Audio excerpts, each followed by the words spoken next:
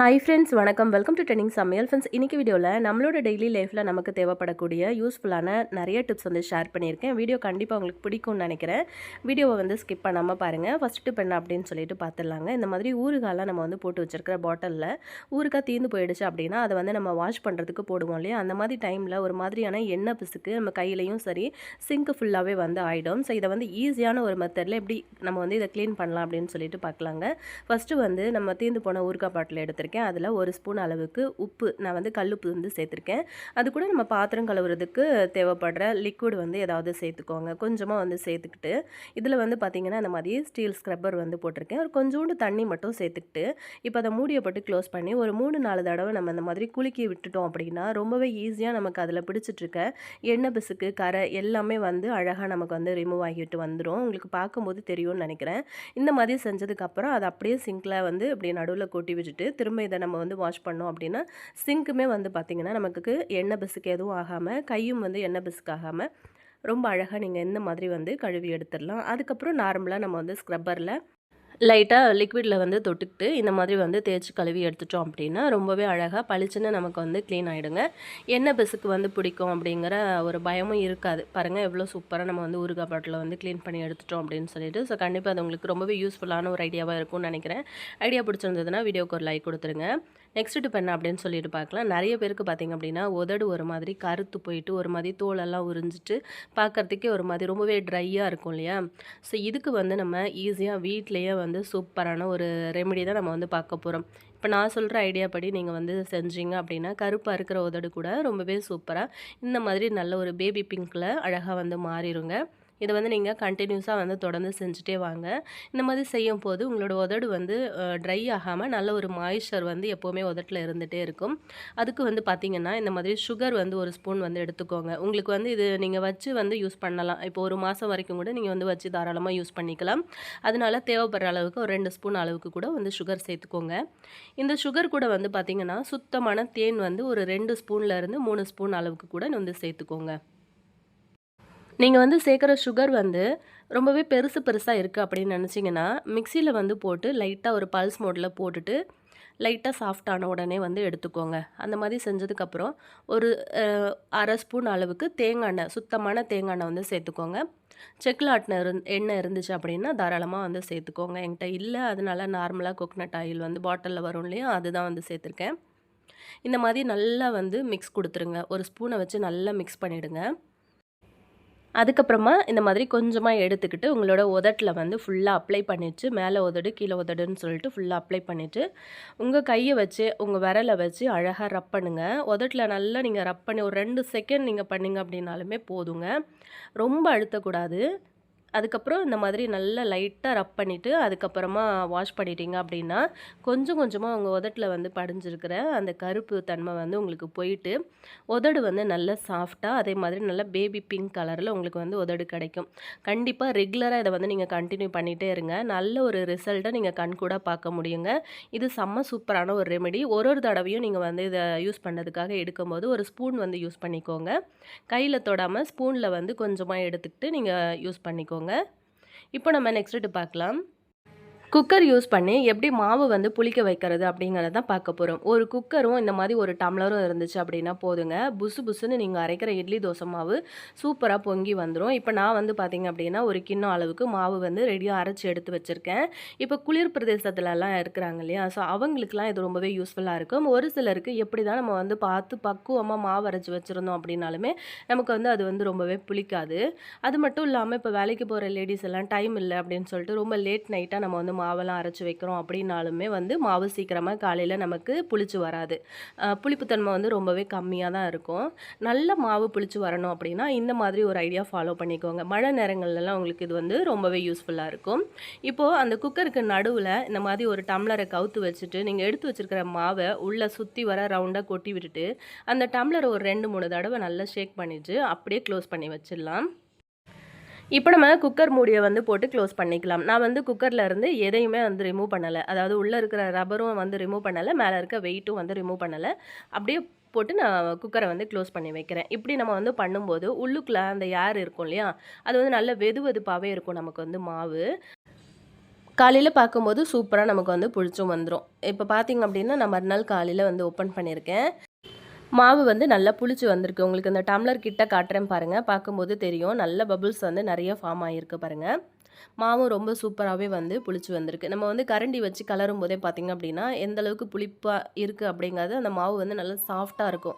ஒரு மாதிரியான க்ரீமி பதத்தில் இருக்கும். ஸோ அது வச்சு நம்ம வந்து தெரிஞ்சுக்கலாம் மாவு வந்து நல்லா புளிச்சு வந்திருக்கு அப்படின்னு சொல்லிட்டு.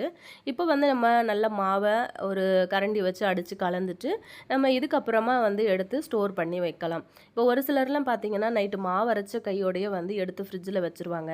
அந்த மாதிரி எடுத்து வச்சுக்கிட்டிங்க அப்படின்னா மறுநாள் காலையில் நீங்கள் வந்து ஃப்ரிட்ஜில் இருந்து எடுத்து டிஃபனுக்கு நீங்கள் செய்யும்போது கூட அந்த மாவு வந்து சரியாக புளிக்காது. அதே மாதிரி உங்களுக்கு டேஸ்ட்டுமே வராது. உங்களுக்கு வந்து மாவு நல்லா புளிச்சு வந்தால் மட்டும்தான் அந்த இட்லி தோசை நம்ம பண்ணும்போது அதோட டேஸ்ட்டே நமக்கு வந்து கிடைக்கும். இந்த மாதிரி வந்து ட்ரை பண்ணி பாருங்கள். உண்மையிலேயே சூப்பராக உங்களுக்கு வந்து மாவு புளிச்சு பொங்கி வரும். இது பிகினர்ஸ்க்கு ரொம்பவே யூஸ்ஃபுல்லாக இருக்கும். ட்ரை பண்ணி பாருங்கள். நெக்ஸ்ட் டிப் பார்க்கலாம். நம்மளோட விரலில் வந்து நம்ம போட்டிருக்கிற மோதிரம் வந்து ரொம்பவே இறுக்கமாயிடுச்சு அப்படின்னும் போது நமக்கு அவசரத்துக்கு கழட்டும் போது கழட்டவே வராது. இன்னும் ஒரு சிலர்லாம் பார்த்தீங்க அப்படின்னா ரொம்ப வருஷ காலமாகவே வந்து மோதிரத்தை போட்டிருப்பாங்க. அது கையில் ரொம்ப ஃபிட்டிங்காகவே இருக்கும். பார்த்தா அப்படியே ஒரு மாதிரி வீக்கமாக இருக்கும், வலியோடு இருக்கும். ஆனால் அதை கழட்ட முடியாமல் அப்படியே வந்து விட்டு வச்சுருப்பாங்க. ஆனால் நீங்கள் இப்போ நான் சொல்கிற ஐடியா படி நீங்கள் வந்து மோதிரத்தை கழட்டி பாருங்கள். ரொம்ப ஈஸியாக நீங்கள் 10 வருஷம் இல்லைங்க 50 வருஷம் நீங்கள் அப்படியே கையிலேயே போட்டிருக்க மோதிரம் கூட வராமையே இருக்குது அப்படின்னாலுமே ரொம்ப அழகாக இந்த ட்ரிக்கை மட்டும் யூஸ் பண்ணி அழகாக கழட்டிக்கலாம். நான் இன்றைக்கி பார்த்தீங்கன்னா இந்த மாதிரி பூ கட்டுற நூல் தான் எடுத்திருக்கேன். நீங்கள் பூ கட்டுற நூல் அப்படி இல்லைன்னா நம்ம வந்து இந்த உள்ளன் நூல் இருக்கும்ல அது கூட எடுத்துக்கலாம். ஸோ எடுத்துக்கிட்டு கையை வந்து அப்படியே நீங்கள் திருப்பிக்கோங்க. இப்போ நான் வந்து பண்ணுற மாதிரி அந்த மோதிரத்தோட உள் பக்கத்தில் அந்த நூலை விட்டு அப்படியே கொஞ்சம் வெளியில் வர்ற மாதிரி இழுத்து வச்சுட்டு கையில் அதை வந்து பிடிச்சிக்கோங்க. அதாவது ஒரு விரலை வச்சு ப்ரெஸ் பண்ணிக்கோங்க. மீதி இருக்கிற நூலை அப்படியே விரலை சுற்றி இந்த மாதிரி வந்து சுற்றி விட்டுக்கோங்க. இப்போ அவ்வளோதாங்க, முடிஞ்சு போச்சு. இப்போ நம்ம அடியில் நூல் விட்டுருந்தோம் இல்லையா, அந்த நூலை எடுத்து அப்படியே அந்த மோதிரத்தை சுற்றி சுற்றி அப்படியே இழுத்துட்டே வாங்க. ரொம்ப அழகாக உங்கள் விரல்ல இருந்து அந்த மோதிரம் வந்து கலண்டு வர்றதை அழகாக நீங்கள் வந்து ஃபீல் பண்ணலாம். ரொம்ப வருஷமாக மோதிரத்தை கழட்ட முடியாமல் வீக்கம் வலியோட கஷ்டப்படுறவங்களுக்கும் இது வந்து ரொம்பவே ஹெல்ப் பண்ணும். இது வந்து ரொம்ப சூப்பரான ஒரு எஃபெக்டிவான ஒரு மெத்தடுங்க மோதிரத்தை கழட்டுறதுக்கு. ஸோ பார்த்தீங்கன்னா உங்களுக்கு தெரியும் மோதிரம் அந்த முன்னாடி எங்கேருந்து எங்கே வரைக்கும் அழகாக வந்து கலந்து வந்திருக்கு அப்படின்னு சொல்லிட்டு அவ்வளோதான். இப்போ நம்ம அழகாக இதை வந்து வெளியில் எடுத்துடலாம். இந்த ஐடியா உங்களுக்கு ரொம்பவே பிடிச்சிருக்கும் அப்படின்னு நினைக்கிறேன். யூஸ்ஃபுல்லாக இருக்கும் அப்படின்னு நினச்சிங்கன்னா அப்படியே உங்கள் ஃப்ரெண்ட்ஸ் அண்ட் ஃபேமிலி மெம்பர்ஸோடையும் இந்த வீடியோ வந்து ஷேர் பண்ணி கொடுங்க. பாருங்கள் ரொம்ப சூப்பராக நம்ம வந்து கழட்டி எடுத்துட்டோம். இப்போ நம்ம நெக்ஸ்ட் டிப் என்ன அப்படின்னு சொல்லிட்டு பார்க்கலாம். எப்பவும் ஒரே மாதிரி பூ கட்டாமல் இன்றைக்கி நான் சொல்கிற ஐடியா படி பூ கட்டி பாருங்கள். உங்களோட ட்ரெஸ்ஸுக்கு மேட்சிங்காக கூட நீங்கள் வந்து பூ கட்டி அழகாக தலையில் வச்சுட்டு போகலாம். ஒரு ஃபங்க்ஷன் அப்படின்னு வச்சுட்டு போனீங்க அப்படின்னாலே கண்டிப்பாக எல்லாருமே உங்கள் தலையவே வந்து பார்க்குற அளவுக்கு ரொம்ப அழகாக இருக்குங்க. இதுக்கு முக்கியமாக நம்ம வந்து கவனிக்க வேண்டியது பார்த்திங்கன்னா இந்த மாதிரி மொட்டாக இருக்கும்போதே வாங்கிக்கோங்க. இதுவே கொஞ்சம் லேட் அப்படின்னு தான் நான் சொல்லுவேன். பூ வந்து எப்போவுமே மொட்டாக இருக்கணும் அப்படின்னு நினச்சிங்கன்னா காலையில் ஒரு 10 மணி 11 மணி இல்லைனா 1 மணி இல்லை 2 மணிக்குள்ளே கூட நீங்கள் வந்து வாங்கி கட்டி வச்சிட்டிங்க அப்படின்னா பூ வந்து உங்களுக்கு மலராமல் அழகாக மொட்டாக இருக்கும். இன்றைக்கி நம்ம நெயில் பாலிஷ் வந்து யூஸ் பண்ணிக்க போகிறோம். நான் இன்றைக்கி ஒரு 3 விதமான நெயில் பாலிஷ் எடுத்திருக்கேன். ஆனால் நான் வந்து யூஸ் பண்ண போகிறது இந்த ரோஸ் கலர் நெயில் பாலிஷ் தான். ஸோ பார்க்கும்போது நல்ல பளிச்சுன்னு இருக்கும். கலரும் வந்து நல்லா அட்ராக்டிவாக இருக்கிறதுனால நமக்கு இந்த மல்லியில் வந்து இந்த நெயில் பாலிஷை வந்து இந்த மாதிரி அப்ளை பண்ணிவிட்டு கட்டும்போது நல்லா தூக்கலாக இருக்கும் பார்க்கும்போது.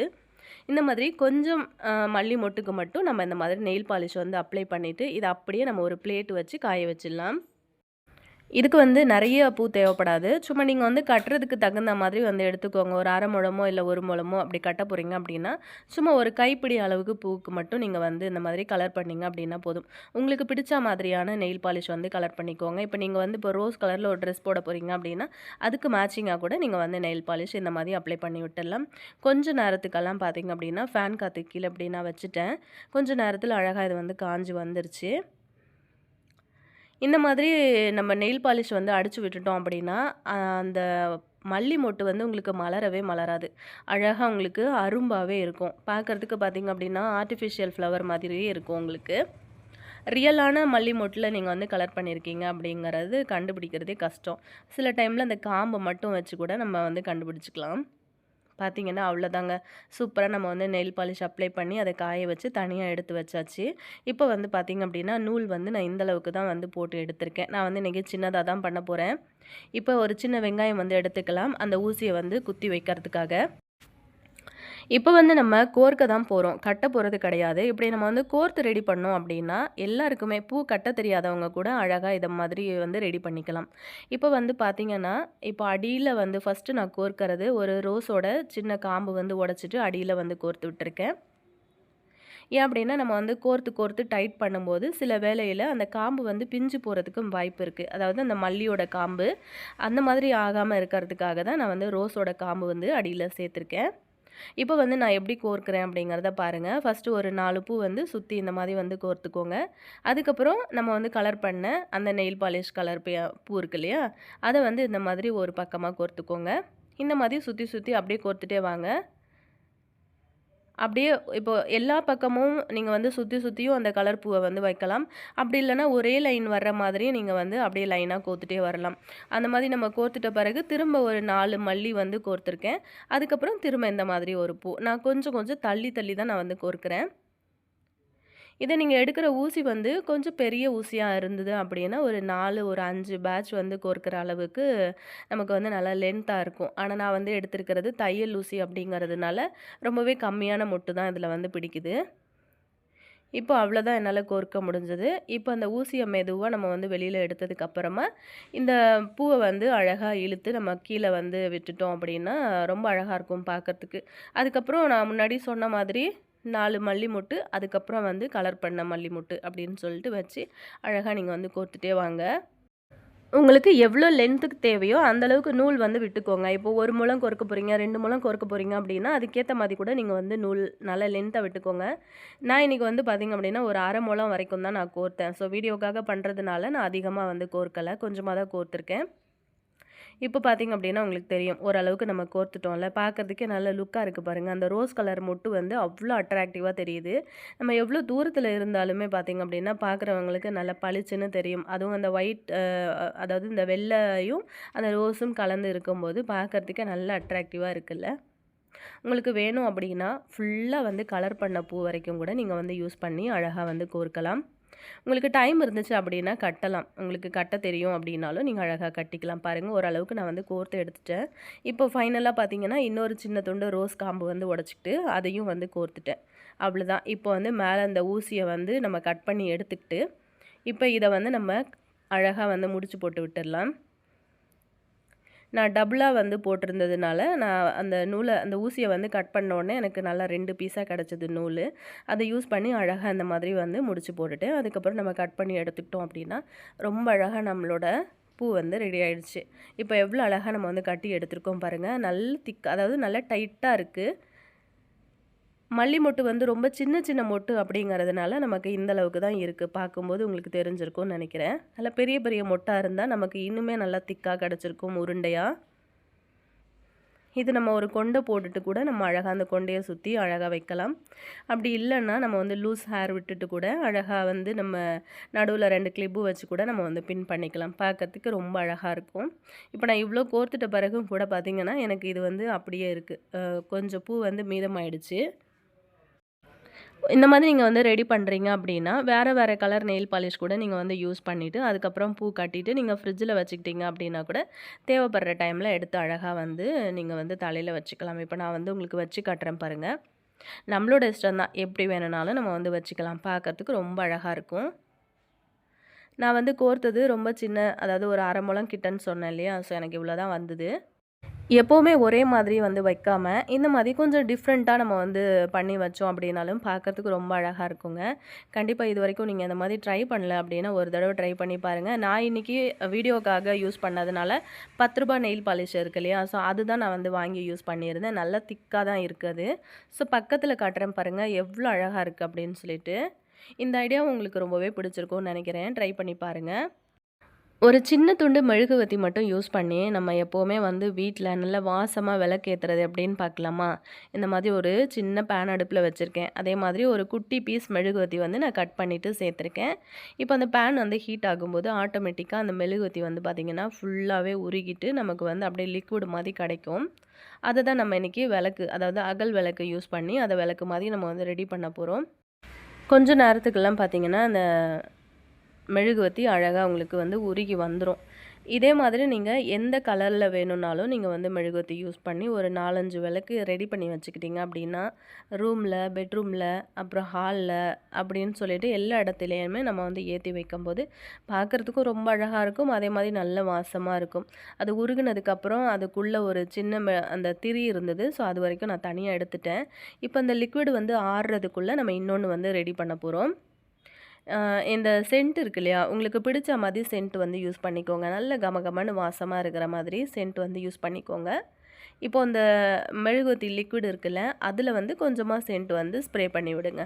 இப்போ நல்ல வாசமா இருக்கும் உங்களுக்கு. கமகமன்னு நல்ல வாசம் வரும். இப்போ ஒரு தடவை இப்படி நல்லா வந்து மிக்ஸ் குடுத்துருங்க.